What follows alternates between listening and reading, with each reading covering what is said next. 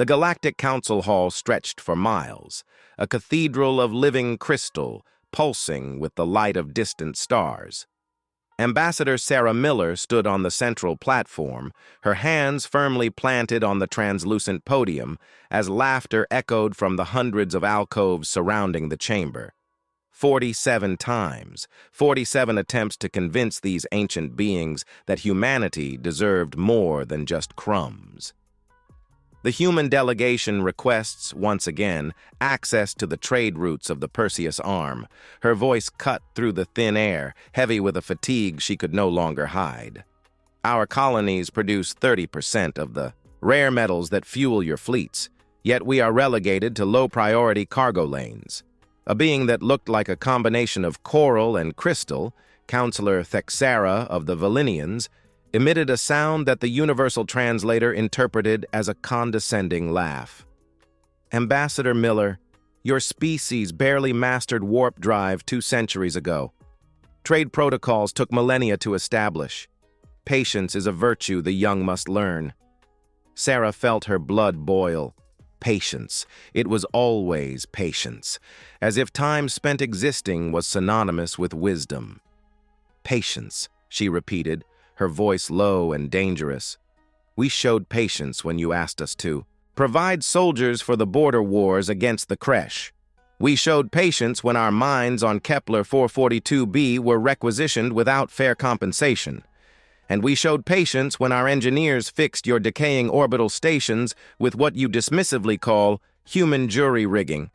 The silence that followed was different. There was tension now, a growing awareness that something was shifting. But there is a limit to patience, Sarah continued, her posture straight as steel. And that limit has been reached. She activated her wrist device, projecting data into the air. These are the agreements that Earth and its 73 colonies have signed over the last 150 years. 82% of them exclusively benefit the founding races of the Council. 17% are neutral.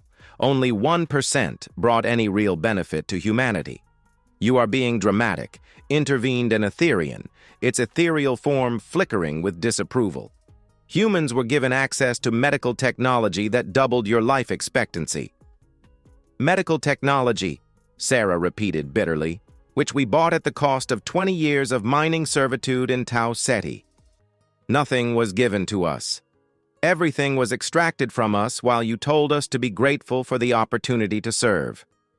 Counselor Mirashan, one of the few who showed any genuine empathy for humanity, raised one of her 6 hands. Ambassador, I understand your frustration, but these processes exist for a reason. Galactic stability depends on established protocols.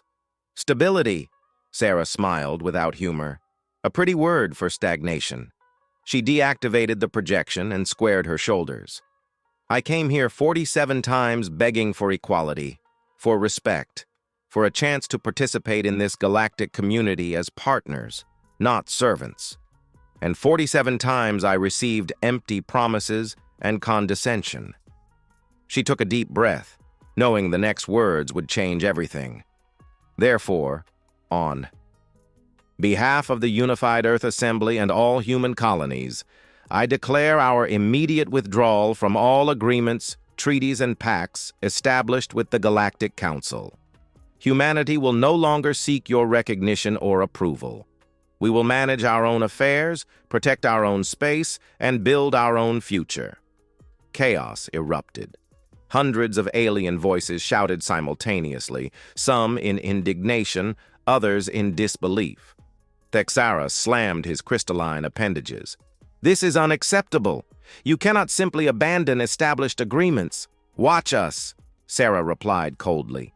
She turned to leave, her long diplomatic jacket swirling with the movement. You are committing political suicide, called out another counselor. Without our protection, your colonies are vulnerable. The Kresh, the Devourers, any threat that emerges on the rim. Sarah stopped, looking over her shoulder. Your protection? She laughed, a joyless sound. When was the last time a council ship defended human territory? We fight your wars while you deliberate for decades over every tiny action. We learned to defend ourselves because you were never really there when we needed you." She didn't wait for a response. Her footsteps echoed in the stunned silence as she left the hall, perhaps for the last time. Her heart was racing, but her mind was clear. This was a leap into the dark, but staying would have been a slow death. On the transport ship back to Earth, Sarah sat alone in the observation lounge, watching the stars pass in streaks of light through the warp window. Her assistant, Marcus Webb, approached hesitantly. "Ambassador, the messages are pouring in. The president wants to speak with you immediately. The media is going crazy. Half are calling you a hero, the other half a suicidal madwoman." "And what do you think, Marcus?" she asked softly. He was silent for a long moment. "I think it was inevitable. We couldn't go on like this forever.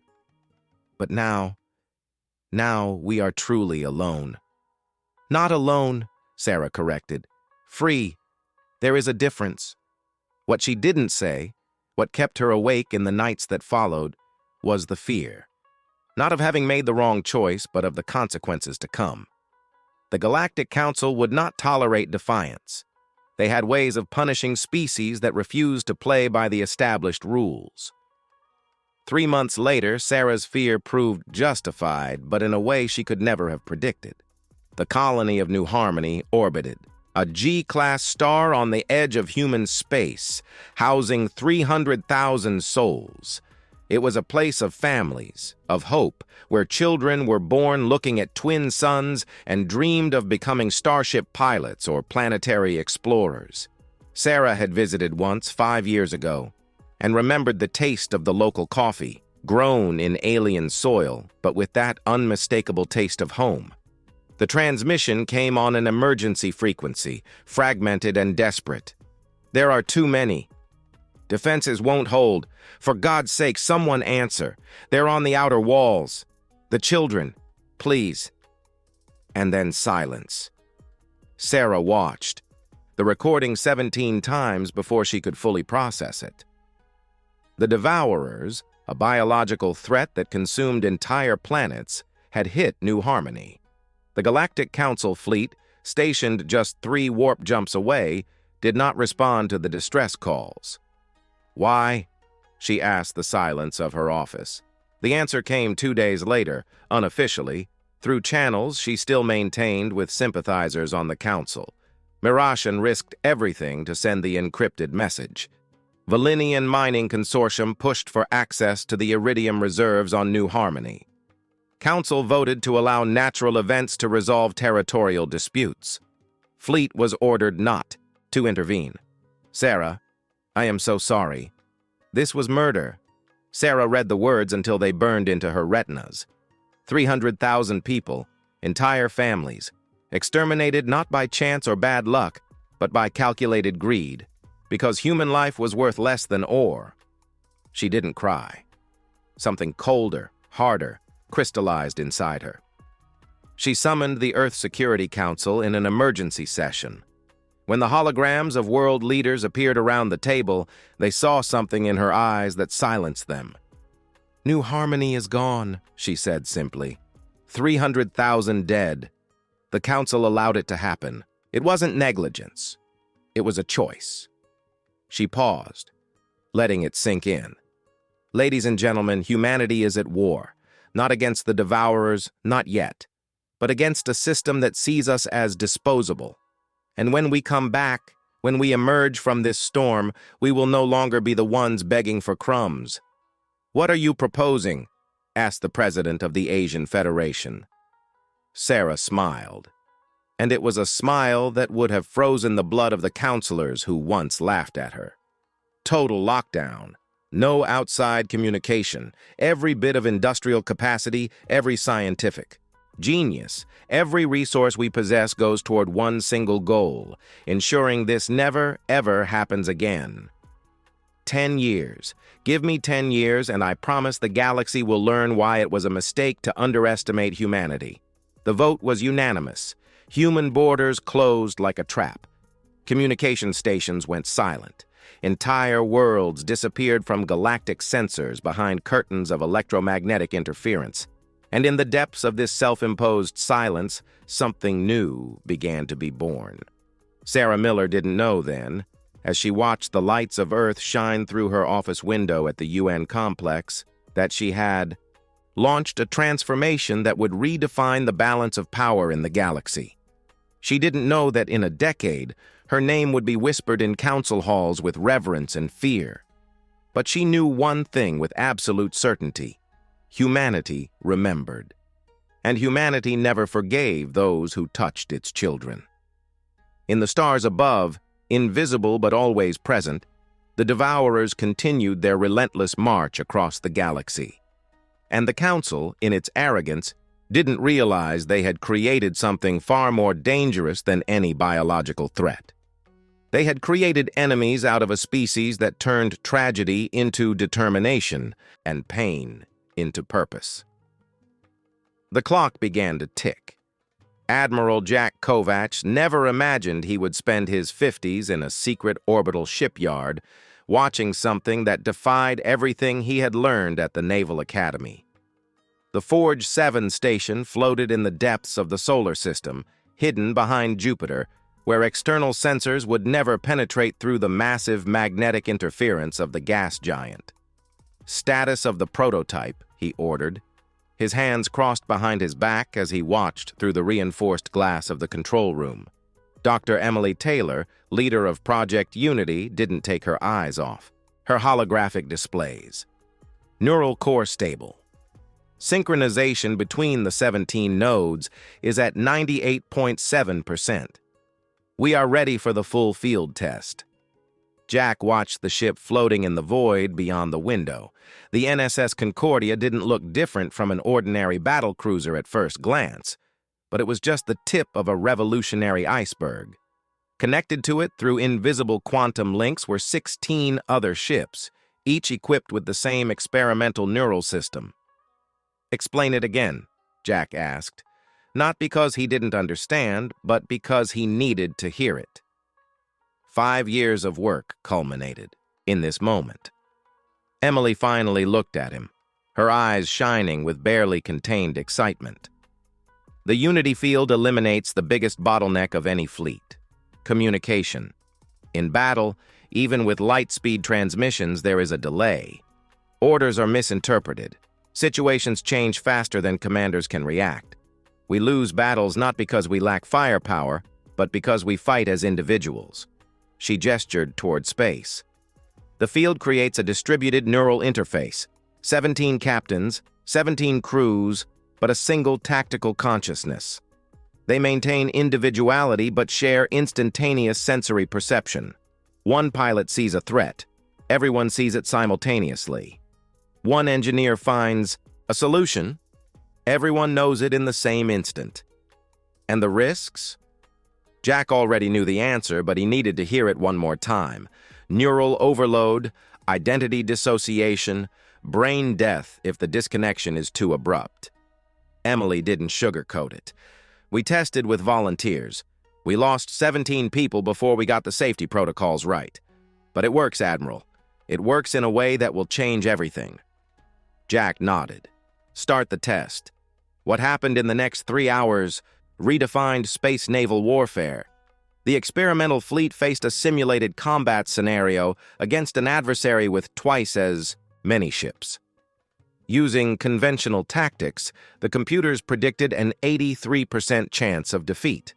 With the Unity field active, the small fleet moved as a single organism, anticipating every enemy maneuver, covering vulnerabilities before they were exploited, attacking with surgical precision. Complete victory in 42 minutes. "My God," whispered the operations officer beside Jack. "It's like watching a hive mind, but with individual creativity." Jack allowed himself a small smile. "Pass the word to all shipyards. I want 1,000 ships equipped with this system in 5 years. And I want crews training in neural synchronization starting tomorrow." But the Unity field was only one piece of the puzzle. Throughout the human sphere of influence, secret projects bloomed like poisonous flowers. On Mars, in the underground laboratories of Olympus Mons, Dr. Sarah Jenkins watched something that would have been considered impossible a decade ago. The sealed chamber contained a small black object that pulsed with its own light, distorting the space around it in ways that made the eyes ache. "Stabilized dark matter," she announced to the assembled team, "not just detected or theorized, but captured and held in a coherent state. Do you know what this means?" A young physicist raised his hand timidly. "That we can manipulate gravity directly?" "Better," Sarah smiled. "It means we can create artificial gravitational fields of any intensity we desire. Defenses that don't depend on energy shields that can be overloaded. Weapons that distort the very fabric of space-time." She paused dramatically, "and potentially, eventually, faster than light travel without depending on conventional warp engines." The implications were staggering. For centuries, humanity had depended on adapted alien technology, always one step behind. Now, for the first time, they were developing something completely new, something the ancient races hadn't even imagined. In the orbital stations of Europa, human engineers worked on combat armor that integrated direct neural interfaces. On Titan, biologists experimented with human-machine symbiosis that would allow survival in environments that would kill any other known life form. On Luna, military strategists developed completely new combat doctrines, based not on brute force, but on adaptability and response speed. And through it all, Sarah Miller orchestrated. She had left the post of ambassador to become something more: the general coordinator of the Human Defense Initiative. Her office in Geneva had become the nexus of a network that stretched across 73 worlds. "Weekly report," she ordered, and holograms of project leaders appeared around her desk. Jack was the first. "Project Unity is ahead of schedule. 500 ships equipped, another 500 under construction. We are establishing neural training academies in 20 different locations." Sarah Jenkins followed. "Dark matter is ready for practical application. I have designs for 3 types of weapons and 2 types of shields. We need approval for field tests." One after another, the reports came in: advanced propulsion, particle weaponry, military cybernetics, tactical artificial intelligence. Humanity was transforming into something that would have been unrecognizable a decade ago. "And morale?" Sarah asked. "How are people handling the isolation?" The answer came from Dr. Amara Williams, chief psychologist of the initiative. "Better than we expected. New Harmony has become a rallying cry. People want to contribute. We have waiting lists for military training programs. Industrial production is 30% above projections. It's as if the entire species has found a unified purpose." Sarah nodded slowly. This was hope and danger mixed. Unified purpose could build empires, but also blind one to consequences. Keep mental welfare programs a priority. We are not building a permanent militarized society. We are ensuring survival so that we can choose our future. Understood, Amara confirmed. But Sarah, I have to ask, what is the exit plan? We can't stay isolated forever. Eventually, we will need to re-engage with the galaxy. Sarah looked at the ceiling, where a holographic map of the known galaxy rotated slowly. Red dots marked council territories, blue dots, human colonies, and scattered throughout known space, gray patches that were slowly expanding represented the devourers. "The exit plan," she said calmly, "depends on the council.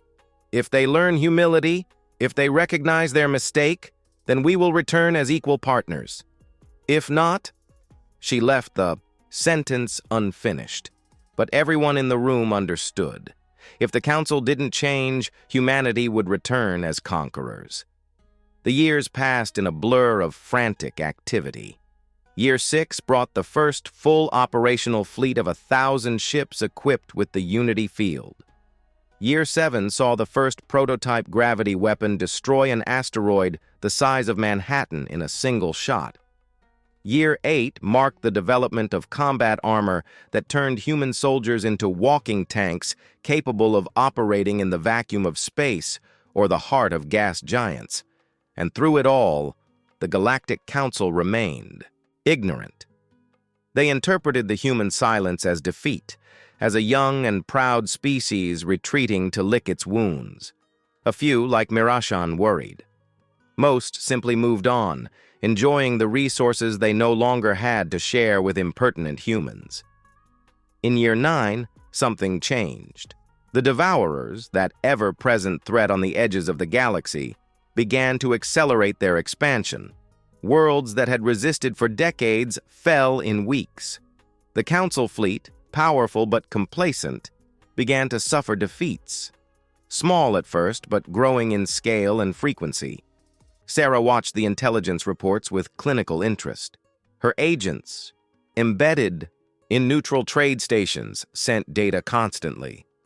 The Council was starting to panic. "They're going to ask for help," Marcus predicted. He had become her chief of staff, a confidant who understood both Sarah's vision and her doubts. Eventually, she agreed. But not yet. Their pride runs deep. It will take a real crisis before they stoop to asking for help from primitive humans. And when they do? Sarah smiled, but it was an expression without warmth. "Then we begin the negotiation.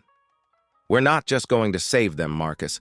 We're going to rebuild the entire galactic power structure. New. Harmony deserves that. Those 300,000 souls deserve a legacy that means something." In Year 10, on the eve of the deadline Sarah had set, the last piece fell into place. Admiral Jack Kovacs walked into her office with a glint in his eyes she hadn't seen in years. "The fleet is ready," he announced. 1,000 top-tier warships, all equipped with the most advanced technology humanity has ever created. Crews trained to perfection, logistics established. "Sarah, we've built something that would make the old empires of Earth look like child's play." Sarah stood up, moving to the window overlooking Lake Geneva. The city lights reflected on the calm water. Somewhere out there, on 73 worlds, billions of humans lived their lives, unaware of how close they had been to extinction and how far they had come in just a decade. "Then we wait," she said softly. "We wait for the distress call we know will come. And when it does, the galaxy will discover that underestimating humanity was the most expensive mistake they ever made." She didn't have to wait long. 3 weeks later, a transmission on an emergency frequency penetrated human communication barriers. It was Mirashan, her holographic image trembling with interference and something else, something that looked very much like fear. "Sarah Miller, if you are still listening, the galaxy needs you. The Devourers, they've changed, evolved. We are losing. Please, I beg you on behalf of trillions of lives, help us." Sarah looked at the message for a long moment. Then, very slowly, she smiled. "Prepare the fleet," she ordered. "Humanity is back." The NSS Indomitable cut through space at maximum warp, leading an armada that would have made the ancient conquerors of Earth look timid. 1,000 warships followed in perfect formation, their angular and aggressive silhouettes reflecting a decade of innovation born of necessity and tempered by pain. In the command center of the flagship, Sarah Miller watched the tactical display with an unreadable expression. Beside her, Admiral Jack Kovacs coordinated the fleet with the precision of a maestro conducting a deadly symphony. Arriving at the transition point in 3 minutes, the navigator announced, "We will be visible to Council sensors as soon as we drop out of warp." Sarah nodded. "Open a communication channel on all frequencies. I want every system within 50 light years to hear this." When the green light came on, she took a deep breath. 10 years of preparation, 10 years of transformation. Everything culminated in this moment. Attention, Galactic Council. This is General Coordinator Sarah Miller of the Unified Human Federation. We have received your request for assistance. A fleet of 1,000 warships is arriving at your coordinates. She paused, letting it sink in. But I do not come as a subject begging for crumbs. I come as an equal, representing a sovereign power. If you want our help, it will be on our terms. Miller out. The transition back to normal space was smooth. AROY, testament to the enhanced warp engines human engineers had developed. And then, on the displays, appeared the sight that would define the encounter. The space around the Council's Nexus station was a graveyard. Ship wreckage floated in silent clouds, some still glowing with containment fires. The station itself, a monumental structure that had housed galactic government for millennia, was marked by extensive damage. Entire sections were dark, airless, dead. And beyond, advancing inexorably, came the threat that had broken the Council's pride. The Devourers were not machines or a uniform species. They were a biological horror, a hive that absorbed and adapted characteristics of everything it consumed. The creatures appearing on the sensors were living nightmares, grotesque combinations of chitin, organic metal, and pulsing necrotic tissue.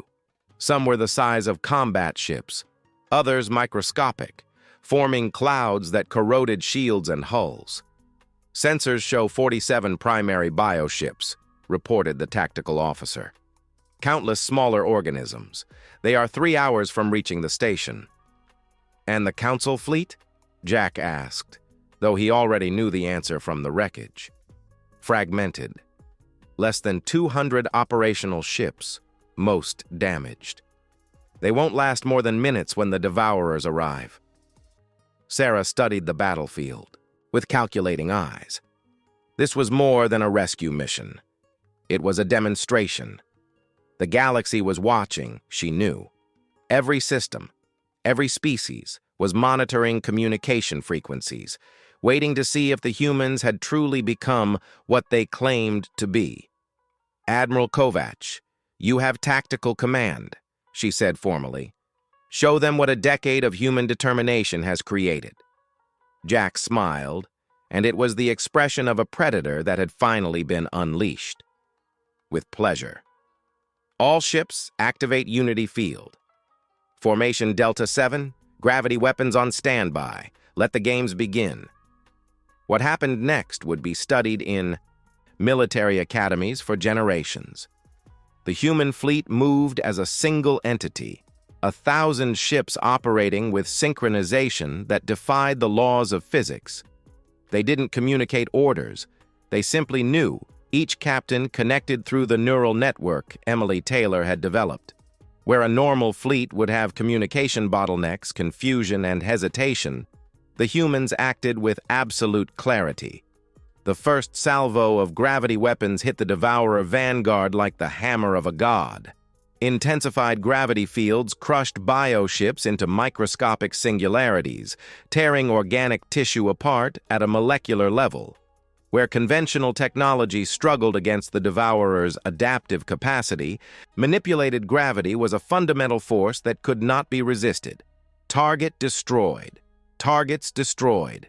Enemy formation breaking, reports came in rapid succession. But the Devourers were no ordinary adversaries. They learned, adapted, and evolved in real time. The second wave came faster, more spread out, trying to overwhelm the humans with sheer numbers. Switch to echo pattern, Jack ordered calmly. Show them why adaptability is our specialty, not theirs. The fleet reorganized instantly. Groups of ships formed defensive spheres, each protecting the others with overlapping gravity shields. Fighters launched in swarms, neurally connected pilots moving with precision that made aerial acrobatics look clumsy. And through it all, weapons pulsed in perfect coordination, each shot calculated for maximum effect. On the bridge of the Indomitable, Sarah watched with grim satisfaction. This was not just a military victory. It was art. It was a demonstration that humans were not primitives stumbling in the dark, but a force that had transcended limitations through sheer resolve. A transmission came from Nexus Station. The image of Counselor Mirashan appeared, her multiple eyes wide in something between shock and awe. "Sarah, this is... How did you..." 10 years, Sarah interrupted softly. 10 years of every human, scientist, engineer, soldier, and civilian working with a single purpose.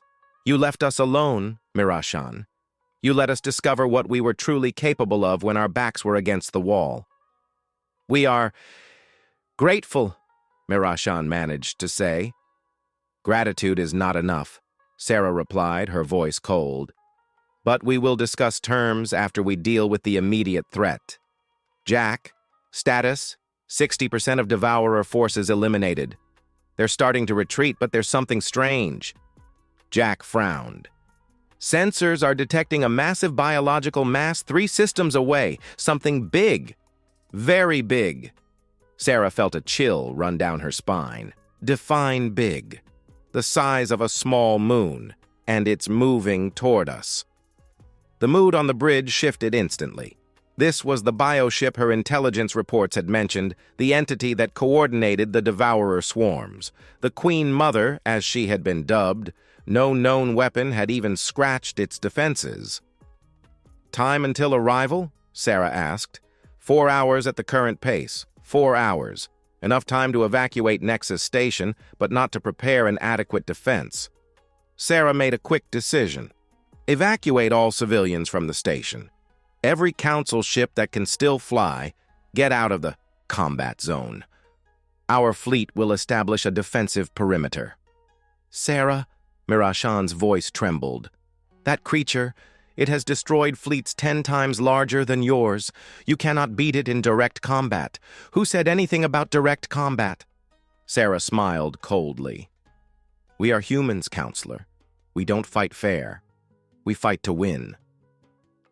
Over the next few hours, as Council refugees evacuated in overcrowded ships, the human fleet prepared. Dr. Sarah Jenkins transmitted instructions from Mars, coordinating last-minute modifications to the gravity weapons. Dr. Emily Taylor adjusted Unity field parameters, preparing it for stress beyond any previous test. And in the silence of her private quarters, Sarah recorded a message that would be transmitted if everything went wrong. A message for Earth, for the colonies, for every human who had trusted her. She hoped she would never need to send it. The Queen Mother emerged from warp space like a nightmare materializing. It was a mountain of necrotic flesh and armored chitin, pulsing with billions of symbiotic organisms. Tentacles the size of skyscrapers extended from its central mass, each armed with bioweapons that had split worlds. My God, someone whispered on the bridge. Sarah squared her shoulders. Admiral Kovacs, you have the honor of opening fire. Always wanted to say this, Jack murmured. Then his voice thundered through the command channel. All ships, concentrate fire on the primary target. Show this thing why humanity survived from the caves to the stars. Fire at will. 1,000 ships fired simultaneously, space lit up with enough energy to vaporize planets.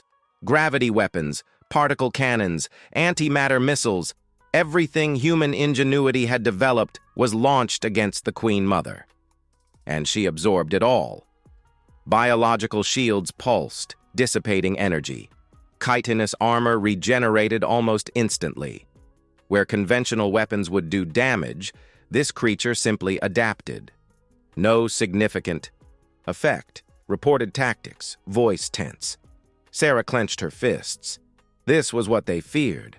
A threat so massive, so adapted, that brute force was useless. But she had not guided humanity through a decade of sacrifice to give up now. Jack, she said calmly, implement the last resort protocol. Jack hesitated for only a second.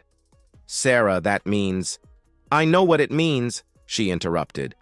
But if we don't stop this thing here, it will consume everything, every world, every life. We cannot let that happen. The Admiral nodded slowly. He opened a private channel to 17 specific ships in the fleet, all commanded by volunteers who knew what they were offering to do. "Attention, Phoenix Squadron," his voice was heavy. "Last resort protocol is active. May the gods go with you." On the bridges of those 17 ships, captains looked at their crews. Some cried silently, others smiled with fierce pride. All accepted what was to come.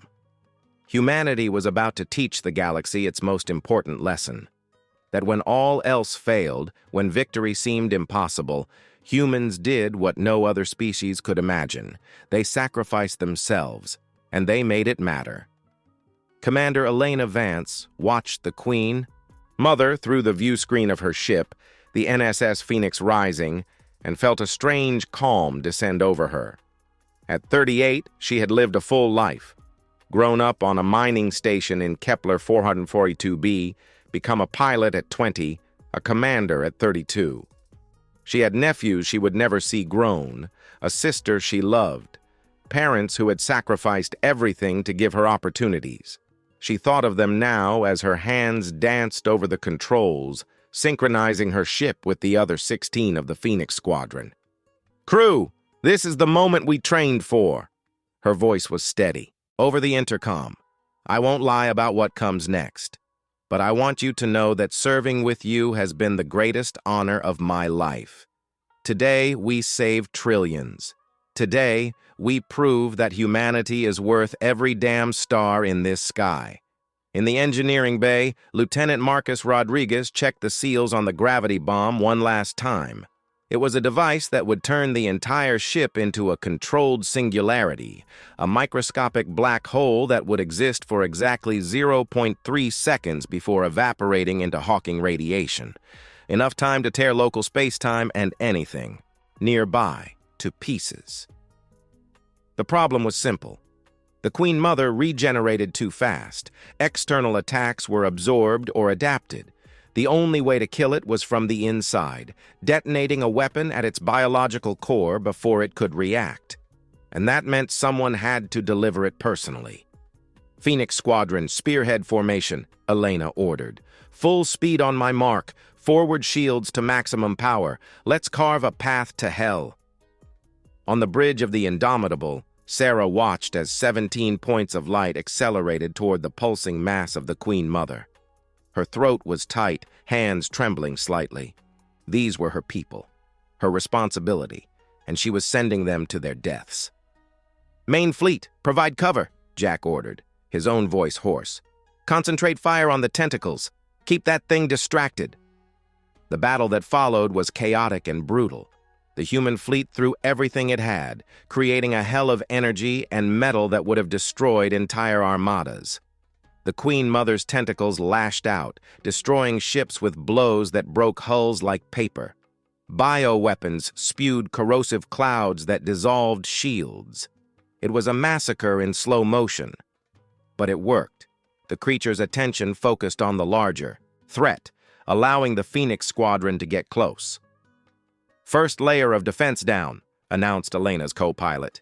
"Shields at 70%. The surface of the Queen Mother was a battlefield of its own.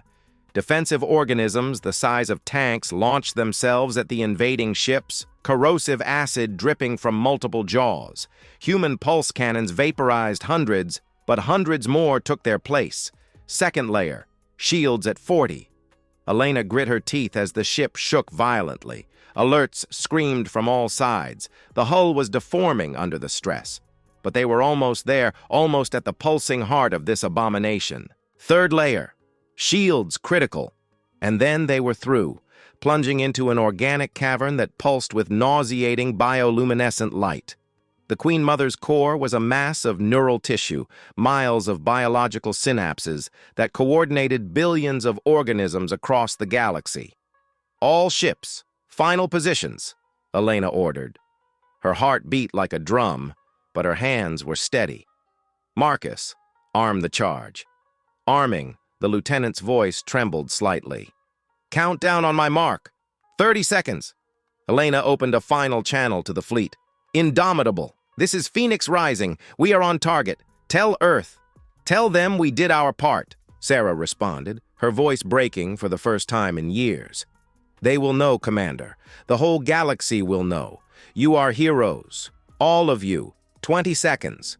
Elena looked around the bridge, her crew of 15 each at their stations, doing their jobs until the end. The young navigator who dreamed of exploring beyond the known galaxy. The chief engineer who had 3 children on Earth. The communications officer who played the violin and composed symphonies in his spare time. 10 seconds. She thought of New Harmony. 300,000 souls who didn't have a chance to fight. To choose. Children who would never grow up. Families torn apart because some ancient creatures decided profit was worth more than life. 5 seconds. For New Harmony, she whispered. 4. For humanity, her crew echoed. 3. The Queen Mother finally realized the danger, neural tissue pulsing in alarm, internal tentacles lashed out toward the invading ships. 2. Too late. 1. Elena Vance closed her eyes and thought of a blue sky she would never see again. Detonation. Space-time tore open.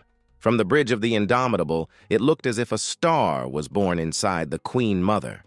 Light too bright to look at directly exploded from within the creature, and then imploded, the artificial gravity collapsing everything into a singular point.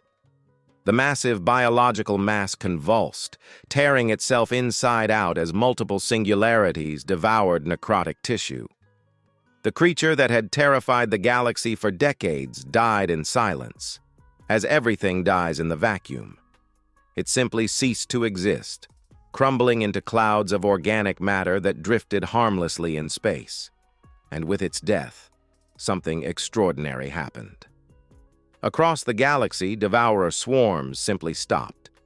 Without the coordinating intelligence of the Queen Mother, they reverted to basic animalistic behaviors, easily contained, or destroyed by local forces.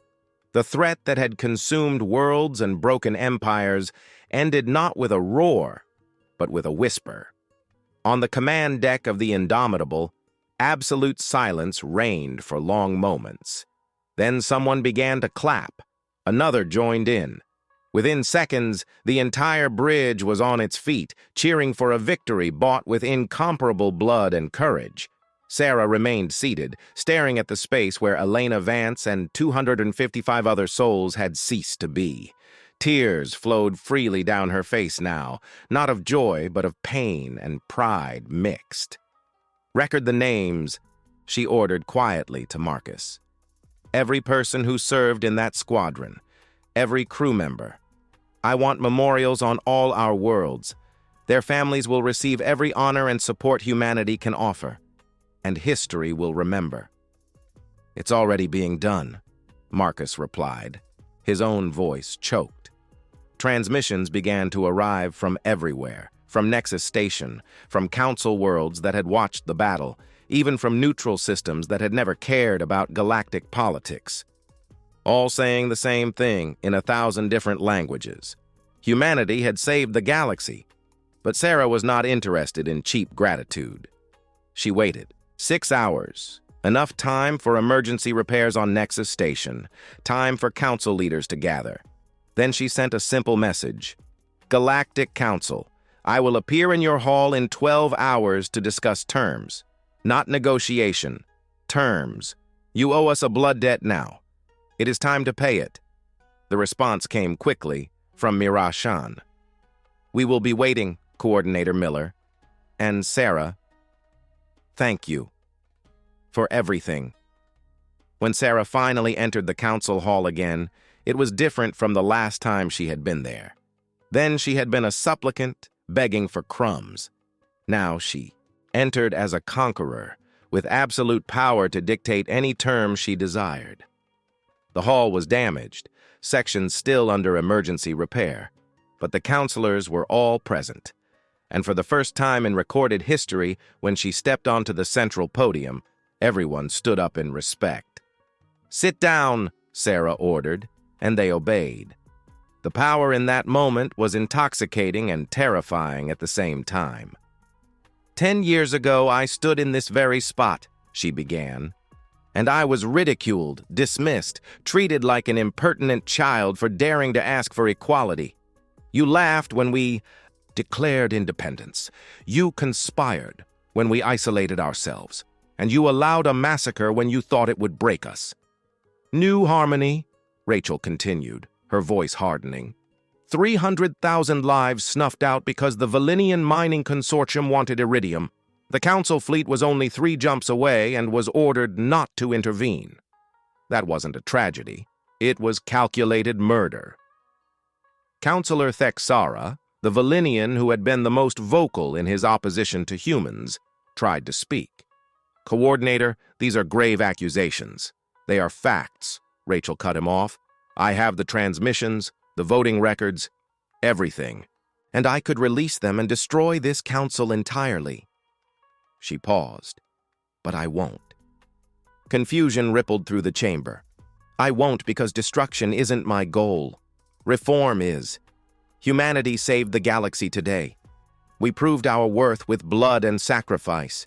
And now, you are going to give us what we have always deserved, an equal voice, equal access, and equal respect. She projected a document into the air. These are my terms. First, humanity receives a permanent seat on the Council, with veto power equal to any founding race.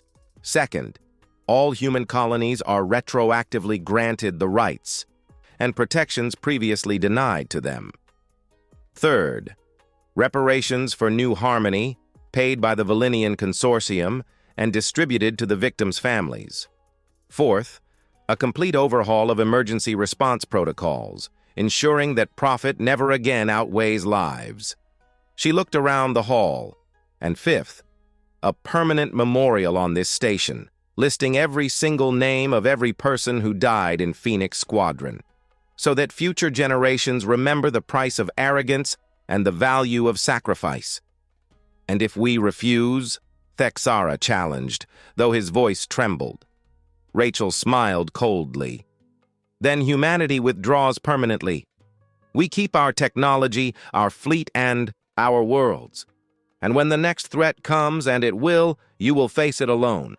How many decades do you think you'll last without us? The vote was unanimous. Even Thexara, recognizing the reality of the situation, voted in favor. When she left the hall hours later, with agreements signed and witnessed by 1,000 species, Rachel didn't feel triumphant. She felt only a deep exhaustion and a pain she knew would never truly heal. Marcus found her in the corridor. You did it. Everything we fought to achieve. At what cost? She whispered.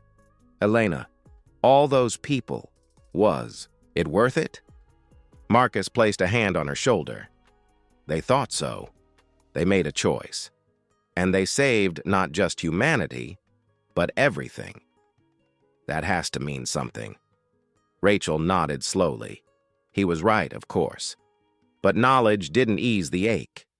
There were 2 chapters left in this story. One of implementation, of turning victory into a lasting peace, and one of legacy, of ensuring that Elena Volkov's sacrifice was never forgotten. Humanity had earned its place among the stars. Now it had to prove it deserved to keep it. 6 months after the battle that saved the galaxy, Rachel Zhao stood before a crystal wall that stretched for 300 feet across the renovated Nexus station. Etched into the translucent surface, illuminated by starlight that never faded, were 256 names. Each letter had been carved by artisans from 12 different species, working together on something that transcended politics or power. The Memorial of the Fallen. Rachel gently touched the name at the top of the list. Commander Elena Volkov. Below it, every member of Phoenix Squadron was listed, organized not by rank, but alphabetically. In death, they were all equal. They were all heroes. She would have hated this, a voice said behind her. Rachel turned to find a woman in her late 40s, graying hair pulled back in a practical bun, with eyes that carried the same pain Rachel felt. Captain Volkov, Rachel recognized Elena's sister. I didn't know you were on the station. I arrived yesterday. I wanted to see the memorial before the official ceremony. Natasha Volkov stepped closer to the wall, her hand trembling slightly as she touched her sister's name. Elena always said monuments were for politicians who needed to look important. She just wanted to do her job and go home. She saved trillions of lives, Rachel said softly. The least we could do was ensure no one forgets. I know, Natasha sighed. And I appreciate that, truly. But Rachel, can I ask you something? Anything. Was it worth it? All the sacrifice, all the pain? Did we actually build something better? Or did we just trade one set of problems for another? It was the question that haunted Rachel every night. She looked around Nexus Station, seeing changes that would have been impossible 6 months ago. Delegations from species that never had a voice now occupied offices alongside the founding races.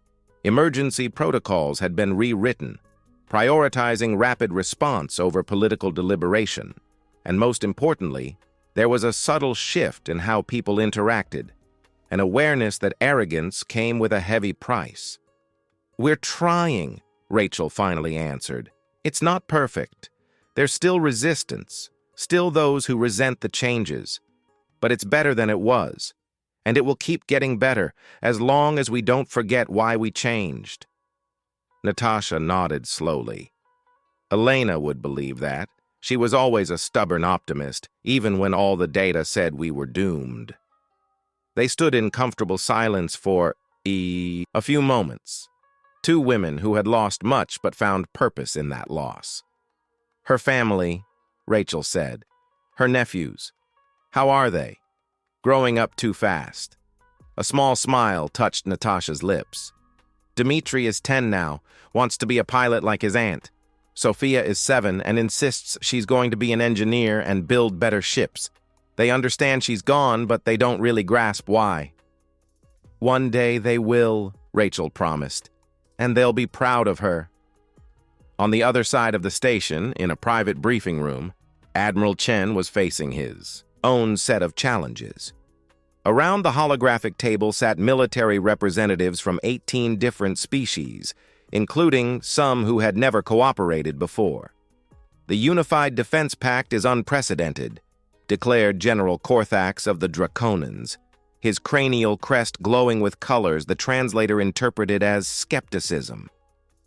You propose that we combine not just tactics, but entire command structures, that we trust military operations to officers of other species. Exactly, Chen confirmed. The Mother Queen taught us a valuable lesson. Fragmented forces, no matter how powerful individually, fail against coordinated threats. We need real integration, not just alliances of convenience. And naturally, an Etherean admiral commented with thinly veiled sarcasm, "Humans would take leadership positions in this unified structure." Chen smiled. Naturally, no. Leadership would be rotational, based on merit and specialization for each situation. If we face threats in high-gravity environments, Gravian specialists lead. Combat in nebulas, Etherians take charge. Our unity field proved that distributed intelligence outperforms rigid hierarchy. This caused a murmur. The idea of ceding command to species considered inferior was too radical for some. Admiral Chen, Mirashan intervened diplomatically. You are asking for millennia of military tradition to be discarded. This will take time. Time is something we don't have in abundance, Chen shot back. The Mother Queen wasn't unique. Intelligence reports suggest other threats in the uncharted regions. If we wait until the next crisis to prepare, it will already be too late. He projected data onto the central hologram. This is a simulation. A conventional council fleet versus an integrated fleet using human protocols. Same threat scenario. The conventional fleet suffers 43% casualties before an uncertain victory. The integrated fleet wins with less than 8% losses. The numbers spoke for themselves. Reluctantly, one by one, the military representatives began to nod in agreement. We will have details to work out, General Korthax admitted. but the concept has merit. I propose working groups to develop integration protocols." It was a start. Chen knew it would take years for full implementation, but the seed was planted. Meanwhile, in labs scattered across human space, the scientific revolution that had begun in isolation was now spreading. Dr. Sarah Okonkwo found herself leading seminars on dark matter manipulation for scientists from 20 different species. Some were cynical, others fascinated, but all recognized that humans had achieved something extraordinary.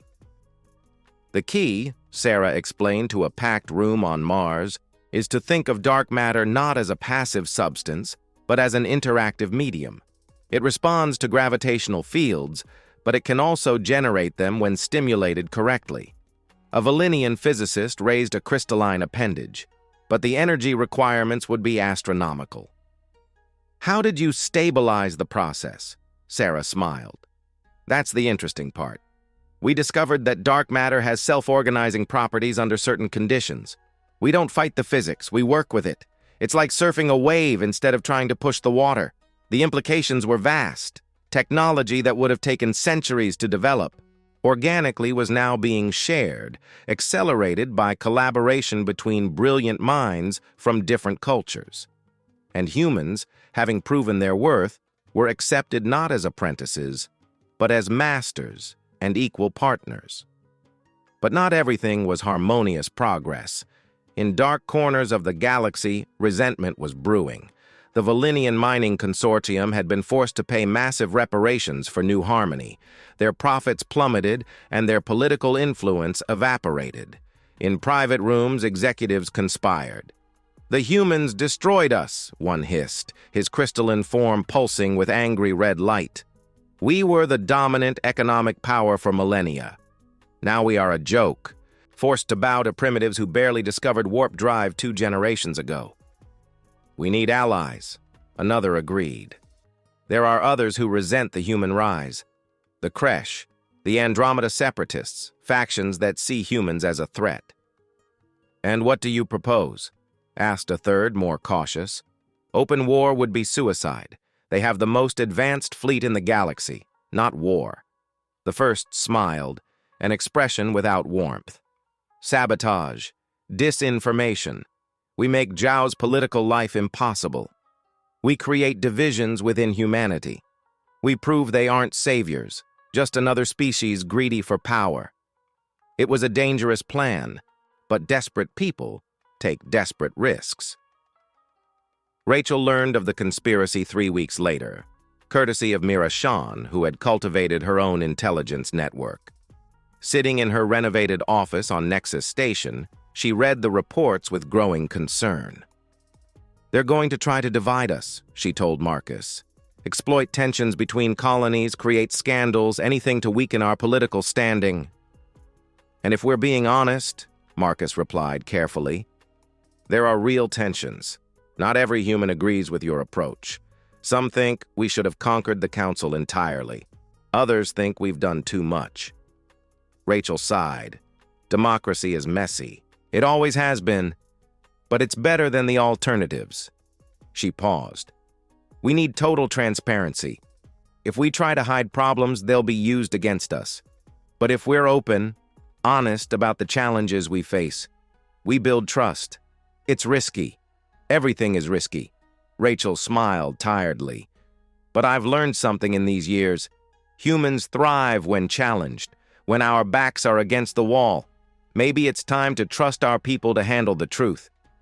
She called a general assembly, broadcast to all human worlds and open to council observers. When she stepped up to the podium, she knew every word would be analyzed, dissected, and used by allies and enemies alike. Citizens of the Human Federation, members of the Galactic Council, I speak to you today not as an infallible leader, but as someone aware of her own limitations. She took a deep breath. In the last 10 years, we have achieved extraordinary things. We transformed an underestimated species into the force that saved the galaxy, but the work is far from over. She projected data, showing economic challenges, colonial tensions, and galactic integration difficulties. We have problems, serious ones, and there are those who want to use these problems to divide us, to prove we don't deserve our place. My answer is simple. Let them try. This caused visible surprise in the audience. We are humans, Rachel continued, her voice rising in intensity. Our history is built on overcoming impossible obstacles. When Earth was wild, we built civilizations. When space seemed inaccessible, we touched the stars. When the galaxy despised us, we proved our worth with blood and courage. Do you really think petty politics and sabotage will stop us? She looked directly into the cameras, knowing the Valinian conspirators were watching. To those who plan our downfall, try, test human resolve. Learn why underestimating us was the mistake everyone else made. The applause was deafening, and in the shadows, the conspirators realized they had made a fundamental error. You couldn't destroy a people who turned every challenge into fuel for growth. Night fell over Nexus Station, an artificial concept created by lighting programmed for the comfort of diurnal species. Rachel returned to the memorial, finding it empty except for one solitary figure. Natasha Volkov was still there, sitting on the floor in front of her sister's name. Rachel joined her in silence, and together, they watched the stars through the crystal wall. Elena told me something once, Natasha finally spoke. The last time we saw each other before Phoenix Squadron. She said humanity was special not because we were stronger or smarter, but because we refused to accept that some things were impossible. She was right, Rachel agreed softly. Then prove it. Natasha turned to face her. Prove that her death meant something. Build a future that's worth all the sacrifice. Rachel reached out, and Natasha squeezed her hand firmly. I promise. For Elena, for all 256, for every human who trusted us. We will build something that lasts. And in the stars above, invisible but always present, the future waited to be shaped. 5 years after the battle that redefined the galactic balance, Rachel Zhao was in a place she never imagined visiting again. The surface of New Harmony had been terraformed once more, the soil purified of devourer contamination through technology developed jointly by human and Etherian scientists. Where there was once only death and ash, gardens now grew, blending Earth's flora with plants native to the original world. But it wasn't the ecological restoration that had brought her here. It was what was being built in the center of the old colonial capital. The University of New Harmony, announced the architect, a young engineer named David Chen, the Admiral's nephew. It will be the first truly multi-species institution of higher learning in the galaxy. Humans, Valinians, Etherians, Draconans, all the council species learning together. Rachel watched the structures rising, elegant towers that combined the aesthetics of 12 different cultures. How many students in the first year? 50,000 from 43 different worlds. Applications exceeded our capacity by 300%. We had to create a lottery system. David smiled with pride. And the best part? A third of the spots are reserved for species that never had access to advanced education before. We are literally changing the future of the galaxy, one generation at a time. It was exactly the kind of legacy Rachel had dreamed of. Not military domination or political hegemony, but transformation through education and cooperation. The victims' families, Rachel asked softly. What did they think of the choice to build here? They proposed it, David answered. They said New Harmony shouldn't just be a memorial for the dead, but a celebration of life. What better way to honor those? We lost than to ensure future generations never repeat the mistakes of the past. Rachel felt tears threatening, but this time they were tears of hope, not pain. She walked to the center of the campus under construction, where a monument was already complete. It was a sculpture of crystal and metal representing 256 stars forming a phoenix, its wings spread in eternal protection over the world below. Etched into the base were words Rachel had personally chosen. They gave everything so that everyone could have a tomorrow. We honor their sacrifice by building a future worth the price. Her communicator buzzed. Marcus, always punctual. Rachel, the council meeting starts in 2 hours. The transport ship is waiting. On my way, she replied, casting one last look at the growing campus. This was the work of generations, not years. But it had begun, and that was what mattered. At Nexus Station, the council hall had been completely rebuilt. Where there was once a chamber that emphasized hierarchy, with founding races in elevated positions and smaller species marginalized, there was now a perfect circle. Every delegation had an identical position, an identical view, and an equal voice. Rachel took her seat, alongside representatives from 79 different species. In 5 years, the council's composition had expanded dramatically. Species that had existed in the shadows for millennia now participated in decisions that shaped galactic destinies. The first order of business, announced Mira Shan, who had been elected council chancellor 2 years prior, is the report on the Joint Exploration Initiative beyond the Orion Arm. Admiral Chen, now serving as commander of the Unified Fleet, presented holographic data. 23 systems mapped, 17 with potentially habitable planets. No sign of devourer-level threats, but we discovered ruins suggesting ancient civilizations. We recommend establishing a permanent research station. The discussion that followed would have been impossible before. Etherians proposing scanner technology, Valinians offering expertise in responsible mining, humans sharing exploration protocols, Draconans suggesting team compositions that would maximize diverse perspectives. It was real collaboration, not theater. Motion carries, Mira Shan declared after a unanimous vote. Horizon Station will be established within 18 months. Rotational command among the 4 primary contributing species. Rachel watched with quiet satisfaction. This was what Elena Volkov had died to protect. Not just lives, but the possibility of a future where cooperation outweighed conflict. But the meeting still had difficult matters to address. Second, order, Mira Shan continued, her expression turning serious. The petition from the Valinian Mining Consortium for a reduction in remaining reparations. The hall went silent immediately. This was dangerous territory. Thexara, aged and clearly diminished in influence, stood up. Counselors, my species has paid a heavy price for the mistakes of the past. We agreed to this. We accepted responsibility. But the ongoing reparations are destroying our economy. Valinian colonies are facing poverty. We ask for compassion. Rachel felt all eyes turned to her. It was her right, as the human representative, to veto any change in the reparation terms. And part of her, the part that still woke up with nightmares about New Harmony, wanted to deny it categorically. But she thought of Elena, of how the commander would have seen this situation. Counselor Thexara, Rachel spoke calmly, you are asking for compassion. The same compassion that was denied to 300,000 humans when your species prioritized profit over lives. He lowered his head. I know, and I carry that shame every day.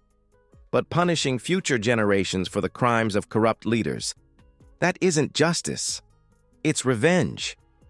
Rachel was silent for a long moment. Then she looked at Natasha Volkov, who was watching from the public gallery. Elena's sister nodded slightly, a silent permission. You're right, Rachel finally said, and shock rippled through the hall. Revenge isn't justice, so I propose a compromise. Reparations continue, but they will be restructured. Funds will be redirected not just to victims' families, but to educational programs on Valinian worlds, to teach the next generation about the cost of putting profit above life. She paused. And Valinians will contribute teachers and resources to the University of New Harmony. They will work side by side with humans, not as penance, but as partners in building a better future.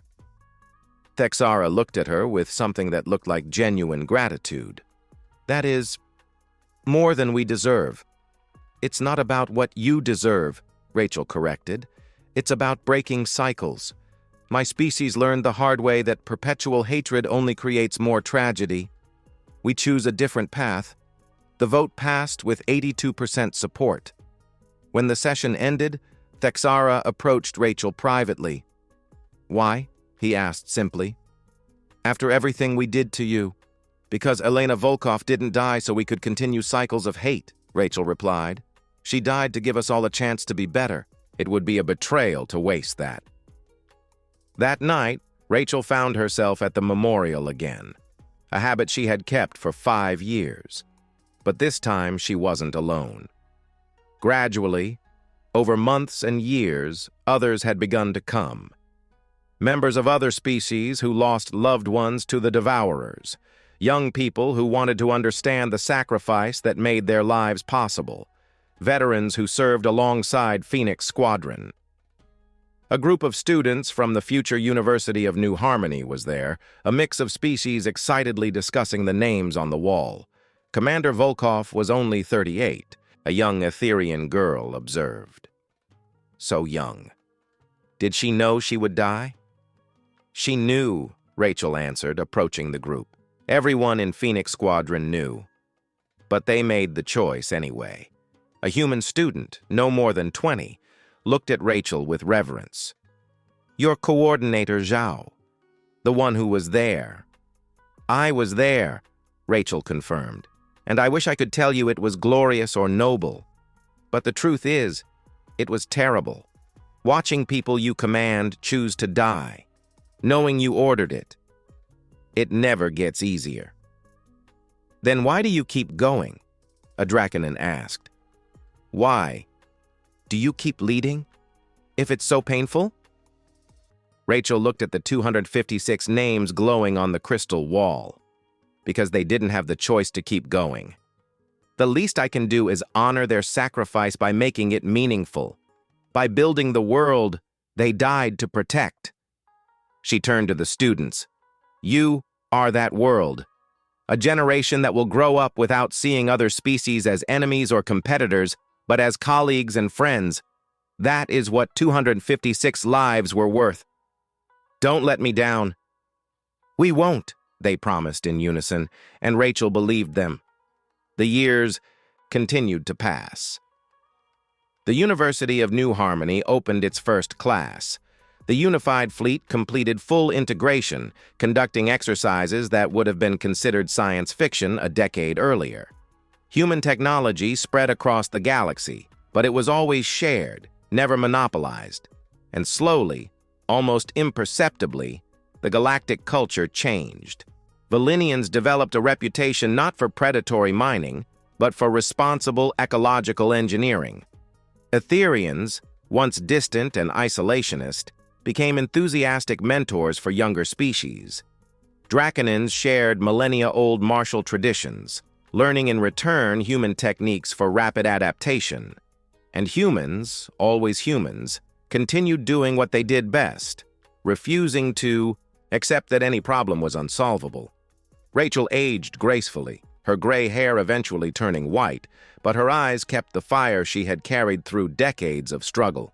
She served 3 more terms as general coordinator, then voluntarily stepped down, insisting that democracy required the rotation of power. Her successor was someone she never would have predicted, Dmitry Volkov, Elena's nephew, who had grown up inspired by the aunt he never truly knew. At 32, he was young for the position, but his election was unanimous. At the inauguration ceremony, Rachel passed the command insignia to him with hands that trembled slightly with age. "Don't mess it up," she whispered with dry humor. "I'll do my best not to destroy everything you built," Dmitry replied with a smile that painfully reminded her of Elena.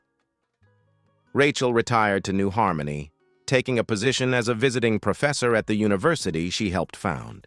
Her courses on galactic diplomacy and conflict resolution were legendarily rigorous. but students fought for spots. She didn't teach abstract theory, but lessons learned through blood and tears. On her 70th birthday, 20 years after the battle that saved the galaxy, a celebration was organized in her name. Delegations from 100 worlds came to New Harmony, turning the campus into a festival of galactic cultures. But Rachel herself escaped the party, seeking the one place where she always found peace. The memorial had grown over the years. It now included gardens of remembrance, where visitors could plant trees in memory of loved ones lost in conflicts. The original 256 trees, one for each member of Phoenix Squadron, had grown tall and strong. Rachel sat under Elena's tree, an earth oak that somehow thrived in alien soil, and looked at the stars emerging in the night sky. "Did it, Elena?" she whispered. "It wasn't perfect. It never will be. But we built something worth having, something worth fighting for." A gentle breeze moved the leaves above, and for a moment Rachel could have sworn she heard a familiar laugh. A fantasy of a tired mind, of course, but it was a comforting fantasy. Soft footsteps alerted her to someone else's presence. Natasha Volkov, now in her late 60s, joined her under the tree. "Running away from your own party?" Natasha asked with amusement. "Crowds were never my preference," Rachel admitted, "and this seemed like the most appropriate place to be today." They sat in comfortable silence. Two women who had shared an impossible journey and emerged on the other side transformed, but intact. "Sophia is graduating this year," Natasha eventually said, referring to the niece Elena never knew. Top of her class in ship engineering, she developed a modification for the Unity field that increases efficiency by 17%. "Elena would be proud," Rachel said softly.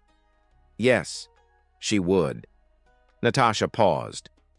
"Rachel, can I ask you something? After all this, all the victories and losses, would you do it all again, knowing the cost?" Rachel considered the question seriously. She thought of Elena, of the other 255, of every life lost along the way. She thought of the pain she still carried, the nightmares that still woke her some nights.